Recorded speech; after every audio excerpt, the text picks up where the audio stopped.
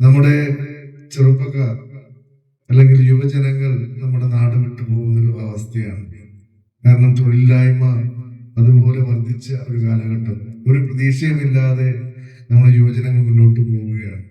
ചാലക്കുടി അടിപ്പാത എത്ര വർഷക്കാലം മുടങ്ങി കിടന്നൊരു പദ്ധതിയാണ്. ഒരു നോക്കുകുത്തി പോലെ ഒരു ദുരന്ത മേഖലയായിട്ട് നിൽക്കുകയാണ്. എത്രയോ സമരങ്ങൾ നടത്തിയിട്ടാണ് അടിപ്പാത യാഥാർത്ഥ്യമാകാനായിട്ടുള്ള അതിനുള്ള അനുമതി ലഭിച്ചത്.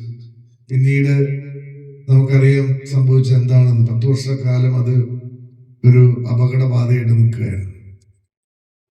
നമുക്കത് പ്രതികരിക്കാനായിട്ട് കഴിയും. ഇന്ന് ചാലക്കുടിയുടെ ഹാപ്പനിങ് ഏരിയ ഏതാണെന്ന് ചോദിച്ചാൽ അത് ട്രാംവേ റോഡ് നമുക്ക് അഭിമാനത്തോടു കൂടി പറയാം. ഈ അടിപ്പാത വന്നതിന് ശേഷം അവിടെ വന്ന വലിയ മാറ്റങ്ങൾ, ഇപ്പോ കുറച്ച് ട്രാഫിക് ജാമിനെ കുറിച്ചൊക്കെ നമ്മൾ പറയുന്നുണ്ടെങ്കിലും അത് ഒരു ഹാപ്പനിങ് ഏരിയയായി ചാലക്കുടിയുടെ 12 മണിയായാലും തിരക്കുള്ള ഒരു പ്രദേശമായി അത് മാറി എന്നുള്ളത് അടിപ്പാത യാഥാർത്ഥ്യമാക്കിയത് കൊണ്ടാണ്. ഈ വണ്ടിയൊന്നും ആ ഒരു ഗുഹാമനുഷ്യൻ ഉണ്ടാക്കിയ ഒരു ഗുഹ കാണാം ആ മൂലകൻ ഈ ട്രാംബലൈൻ്റെ അറ്റത്തെ. ഇന്ന് ഇവിടെ ഈ ഗുഹയിൽ വണ്ടി ഓടിക്കാൻ പഠിച്ചു കഴിഞ്ഞാൽ ഇന്ത്യയിൽ എവിടെ യാത്ര ചെയ്യാം വണ്ടി കൊണ്ട്. ഇതൊക്കെയാണ് നമ്മുടെ MLA ഇവിടെ 1600 കോടിയും കണ്ടാണ് വികസനം ചെയ്തേക്കണമെന്ന് പറഞ്ഞല്ലേ. 1600 കോടിയുടെ വികസനം ചാലക്കുടിക്ക് കൊണ്ടുവന്നാണ് ആ വിദ്വാൻ അവകാശപ്പെടുന്നത്. ആ ഗുഹാമനുഷ്യൻ ആ നിർമ്മിച്ചിരിക്കുന്ന ഗുഹാമുഖം ഒന്ന്, ആ ഗുഹാമുഖത്ത് ബ്ലോക്ക് അനുഭവിക്കാത്ത ഏതെങ്കിലും വണ്ടിക്കാരുണ്ടോ? അതെന്തിനു വേണ്ടി അടിപ്പാത അങ്ങനെ വെച്ചേ? ആ ദീർഘ വീക്ഷണമില്ലാത്ത. എല്ലാവർക്കും നമസ്കാരം. തെരഞ്ഞെടുപ്പിന് ഇനി വളരെ കുറച്ച് ദിവസങ്ങൾ മാത്രമേ ഉള്ളൂ. വോട്ട്, തെരഞ്ഞെടുപ്പ്, ഇങ്ങനെയുള്ള വാക്കുകൾ പുതുതലമുറ എങ്ങനെ നോക്കിക്കാണുന്നു എന്നുള്ളത് ഇവിടുത്തെ രാഷ്ട്രീയ മുന്നണികൾ വളരെ ഗൗരവമായിട്ട് ചിന്തിക്കേണ്ടതാണ്. അവർ ഗൗരവമോ കോമഡി ആയിട്ടോ എന്തെങ്കിലും ചിന്തിക്കുന്നത് നന്നായിരിക്കും. കാരണം നിങ്ങളുടെ തെരഞ്ഞെടുപ്പ് പ്രചരണങ്ങളുമായിട്ട് അവരെങ്ങനെയാണ് സഹകരിക്കുന്നത്? നിങ്ങൾ ഫ്ലെക്സ് വയ്ക്കാൻ പോകുമ്പോൾ, അല്ലെങ്കിൽ നിങ്ങൾ വീട് വീടാന്തരം കയറി ഇറങ്ങുമ്പോൾ ഈ സ്ഥാനാർത്ഥിയുടെ പാർട്ടി മുന്നണികളുടെ കൂടെ എത്ര യുവാക്കൾ വരുന്നുണ്ട് എന്ന് വളരെ ഗൗരവമായി ചിന്തിക്കേണ്ട സംഭവമാണ്. കാരണം വോട്ടെടുപ്പ്, തെരഞ്ഞെടുപ്പ് എന്ന് പറഞ്ഞ സംഭവത്തിനോടൊന്നും പുതുതലമുറയ്ക്ക് വലിയ താല്പര്യമില്ലെന്ന് തോന്നുന്നു. അതുകൊണ്ട് തന്നെ താല്പര്യം ജനിപ്പിക്കാൻ ഇപ്പോൾ ഇലക്ഷൻ കമ്മീഷൻ ഡാൻസുമായിട്ട് വന്നിട്ടുണ്ട്. കളക്ടർ ഡാൻസ് വയ്ക്കുന്നു. അങ്ങനെയുള്ള പല സംഭവങ്ങളും പ്രചരണ പരിപാടികളായിട്ട് വന്നുകൊണ്ടിരിക്കുകയാണ്. നല്ല കാര്യം. പക്ഷേ ഇതൊന്നുമല്ല. അവർക്കും കൂടി തോന്നണം, ഈ നാട് ഞങ്ങളുടേതാണ്, ഈ പട്ടണം ഞങ്ങളുടേതാണ്, ഞങ്ങൾക്ക് നല്ല റോഡുകളുണ്ട്, ഞങ്ങൾക്ക് വണ്ടി കൊണ്ടുപോകാനായിട്ടുള്ള സൗകര്യമുള്ള സ്ഥലങ്ങളുണ്ട്. ഇതൊക്കെ തോന്നുന്നിടത്താണ് ഒരു നല്ല വികസന കാഴ്ചപ്പാട് യാഥാർത്ഥ്യമാകുന്നത്. അതല്ലെങ്കിൽ 10 കൊല്ലം മുന്നുള്ളവൻ്റെ കുറ്റം ഇപ്പുറത്തെ അവനെടുത്ത് അടുത്ത കാലം വയ്ക്കുന്നു, അടുത്തുള്ളവൻ മറ്റേ കാലം വയ്ക്കുന്നു. ഈ വക പരിപാടികളായിട്ട് മുന്നോട്ട് പോകും. ഞാനിന്ന് 2 ചെറുപ്പക്കാരോട് വീഡിയോ എടുക്കാൻ വേണ്ടി ചെന്നപ്പോൾ അവരെന്നോട് വീഡിയോ എടുക്കാൻ ചേട്ടാ വീഡിയോ എടുക്കാൻ പറ്റില്ലെന്ന് പറഞ്ഞു. എനിക്ക് താല്പര്യമില്ല. ചേട്ടൻ്റെ വീഡിയോയിലല്ല, ഒരു വീഡിയോയിലും പറയാൻ എനിക്ക് താല്പര്യമില്ലെന്ന് പറഞ്ഞു. ഞാൻ പറഞ്ഞു എന്താണ് നിങ്ങളുടെ തെരഞ്ഞെടുപ്പിനോടുള്ള സംഭവം? ഞങ്ങൾക്ക് പ്രത്യേകിച്ച് വലിയ താല്പര്യമൊന്നുമില്ല. എന്തിനു ചേട്ടൻ താല്പര്യം? ഇതേ ചേട്ടൻ തന്നെ മുന്നിൽ നിൽക്കണ്ടല്ലോ, ചേട്ടൻ്റെ മുന്നിൽ ഒരു സാധനം നിൽക്കണ്ടല്ലോ. ഇതൊക്കെ ഇവിടെ പണിത് വെച്ച് വെച്ചാണ്. ഇതിൽ കൂടെ എങ്ങനെയാണ് പോകാൻ പറ്റുന്നത്? എന്തിനാണ് നോട്ടിട്ട്? ചേട്ടൻ തന്നെ കുറേ വീഡിയോ ചെയ്തിട്ടുണ്ടല്ലോ, എന്ത് കാര്യം? ആ ചെറുപ്പക്കാർ പറഞ്ഞ സത്യത്തിൽ എൻ്റെ മുന്നിൽ വലിയ ചോദിച്ചത് തന്നെയായിരുന്നു. ഞാൻ എന്തിനാണ് ഇതൊക്കെ വീഡിയോ എടുക്കണമെന്ന് എനിക്ക് തോന്നി. പക്ഷെ അക്ഷരാർത്ഥത്തിൽ പുതുതലമുറ ഇതൊക്കെ ചിന്തിക്കുന്നുണ്ട്. അവരെ സംബന്ധിച്ചിടത്തോളം അവർ പരാതിപ്പെടാനോ മറ്റു കാര്യങ്ങൾക്കൊന്നുമില്ല. അവരവരുടെ കാര്യം നോക്കി അവർക്ക് ഇഷ്ടപ്പെട്ട ഒരു പങ്കാളിയെയും കണ്ടെത്തി അതൊക്കെ ഈ നാട്ടിൽ നിന്ന് രക്ഷപ്പെട്ടു പോകണം. ഈ നാട്ടിൽ നിന്ന് രക്ഷപ്പെട്ടു പോകാനായിട്ടുള്ള കാരണം ഏതെങ്കിലും ഒരു മുന്നണിയുടെ തലയിൽ മാത്രം കെട്ടിവെക്കേണ്ട. എല്ലാവർക്കും ഉത്തരവാദിത്തമുണ്ട്. എന്താ കാരണം? പ്രാഥമിക വികസനം പോലും നമ്മുടെ നാട്ടിൽ നടക്കുന്നുണ്ടോ? പ്രാഥമിക വികസനം പോലും നമ്മുടെ നാട്ടിൽ നടക്കുന്നുണ്ടോ? നമുക്ക് സഞ്ചരിക്കാൻ നല്ല പാതകൾ വരുന്നുണ്ടോ? നിങ്ങൾ ഈ മുരിങ്ങൂര്, കൊരട്ടി, അതുപോലെ തന്നെ ചെറങ്ങര അടിപ്പാതകളെ കൂടെ ഒക്കെ പല്ലടിച്ച് വീഴാത്തവരുണ്ടോ? സ്ലാബ് പൊട്ടി തന്നെ വീണ്ടും എടുക്കത്തിളങ്ങാൻ എവിടെയാണ് ഇതിൽ ഉത്തരവാദിത്തപ്പെട്ട ആളുകളൊക്കെ എവിടെയെങ്കിലും ശ്രദ്ധിക്കുന്നുണ്ടോ? അതിനേക്കാൾ അപ്പുറമാണ് അതിനൂതന സാങ്കേതിക വിദ്യയിൽ പണിത ഒരു മനോഹരമായിട്ടുള്ള എഞ്ചിനീയറിംഗ് സാങ്കേതിക സംവിധാനം പണി കഴിച്ച് നമ്മുടെ ചാലക്കുടി നിയോജകമണ്ഡലത്തിലെ പ്രധാനപ്പെട്ട ഒരു സ്ഥലത്ത് നിൽക്കുന്നുണ്ട്. നിങ്ങളൊക്കെ അതികൂടെ കടന്നു പോകുന്നവരായിരിക്കും, ഞാനും അതികൂടെ കടന്നു പോകുന്നവരായിരിക്കും. ഞാൻ കുറേയൊക്കെ വീഡിയോകൾ അതിനെപ്പറ്റി ചെയ്തിട്ടുണ്ട്.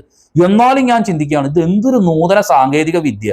ചാലക്കുടി പട്ടണത്തിന്റെ ഭരണസിരാ കേന്ദ്രത്തിന്റെ മൂക്കിന്റെ താഴെ ഇതുപോലുള്ള പൊട്ടത്തരങ്ങൾ 21 ജീവനുകളാണ് അവിടെ കളിച്ച് കാട്ടിക്കളഞ്ഞത്.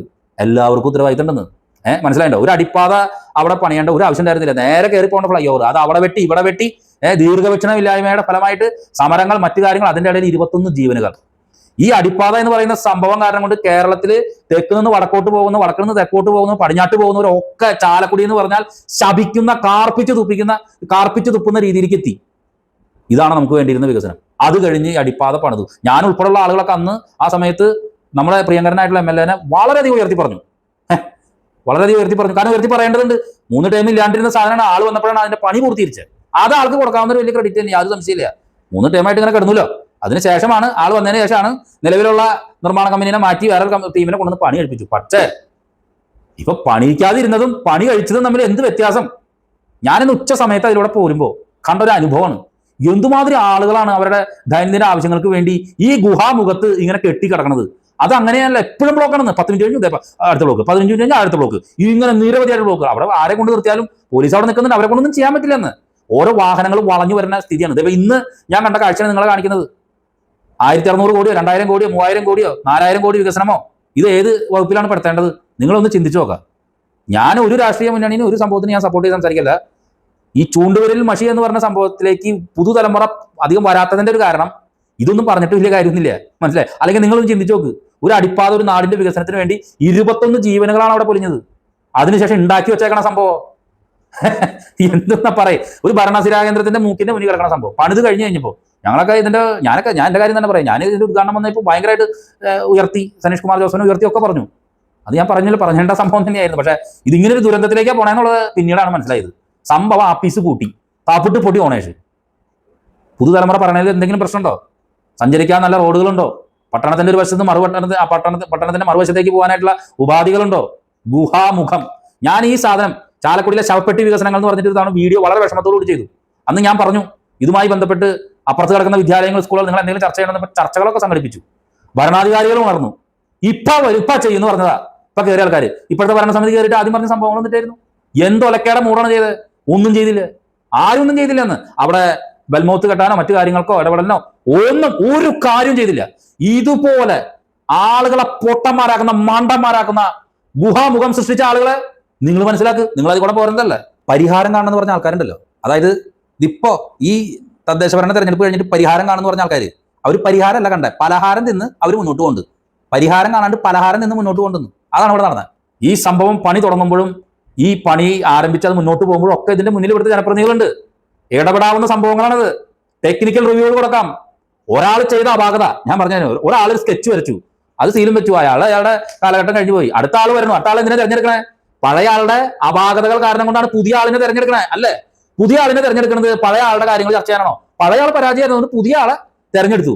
ആ പുതിയ ആളും ഇത് നോക്കി കുത്തിരുന്ന അതേ സാധനം തന്നെ പണിത് വെച്ചു എന്ന് പറയുമ്പോൾ എന്ത് വികസന നയമാണ്? എന്ത് തേങ്ങയാണുള്ളത്? ഇതിൽ കൂടെ പോകുന്ന ആളുകൾ മറ്റേ സ്കൂട്ടറൊക്കെ എടുത്തിട്ട് വേറെ വല്ലോടത്തേക്കൊക്കെ കൊണ്ടുകയറി. അതായത് അത് എപ്പോഴും കാണുന്നത് എവിടെയെന്നറിയോ?